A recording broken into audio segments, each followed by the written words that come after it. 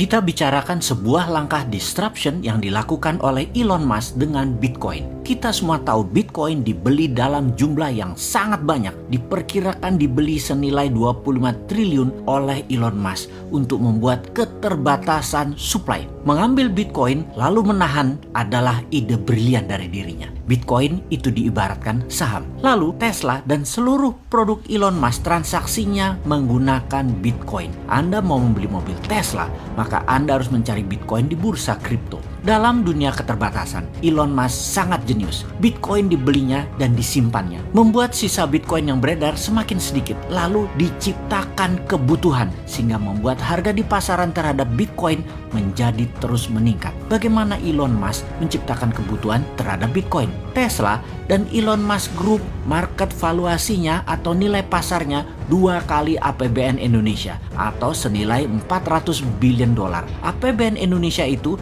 hanya 200 billion dolar. Meningkatnya kebutuhan karena ingin bertransaksi membeli produk-produk Elon Musk seperti mobil Tesla dan lain sebagainya, maka Bitcoin di pasaran semakin terbatas. Inilah yang membuat harga Bitcoin selalu meningkat. Harta Elon Musk yang berupa Bitcoin dalam 6 bulan ini sudah naik 50%. Lalu transaksi Tesla dan produk-produk Elon Musk lainnya secara nilai Bitcoin mungkin sama, namun secara currency mata uang dunia menjadi naik nilainya. Untung lagi Elon Musk-nya dari nilai Bitcoin di tangannya dan dari nilai transaksinya. Gini deh, kalau sahabat pengen dapat ilustrasi agar paham cara Newmind bekerja, kita terangkan. Kalau Newmind nih jadi presiden, maka anggaran APBN itu bakal dibelikan Bitcoin.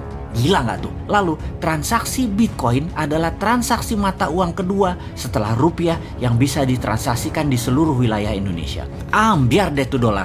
Dan juga betapa bahagianya rakyat karena tidak ditekan pajak oleh cara bernegara old mind.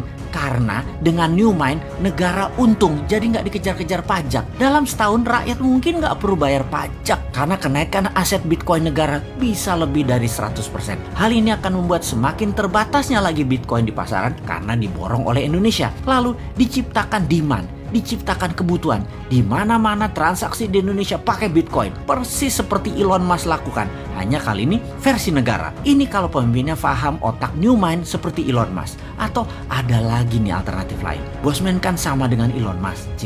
Sok nyama-nyamain ya. Padahal congornya doang yang gede si Sontoloyo ini. Tapi bener deh, kita berdua sebenarnya misinya sama dengan cara yang sama, namun volumenya gedean Tesla, gedean Elon Musk. Nanti kalau 2024 ketika Newmind menang, baru kita pakai sarana negara demi jadi negara superpower Indonesianya. Sekarang kita buatkan prototipenya skala rakyat jelata. Kalau Tesla beli Bitcoin, maka Bosman menyapu stok emas dengan sistem dinaran. Stok emasnya ya sebisanya, nggak gede-gede banget. Yang penting ada 2 perusahaan besar yang membackup. Salah satunya adalah adanya 11 ton deposit tambang milik salah satu pendiri Dinaran, yaitu Bapak Gita Wirjawan. Saat ini Dinaran yang baru genap 1 tahun baru memiliki 190.000 pelanggan dan alhamdulillahnya bertumbuh dengan pesat. Pelanggan ini adalah Anda, para Elon Musk kecil. Mereka masuk ke sistem Dinaran, di mana salah satu fitur Dinaran ada beri emas. Beri emas adalah perpindahan emas dari akun sesama pelanggan Dinaran. Anda beli apa saja kepada satu dengan lainnya menggunakan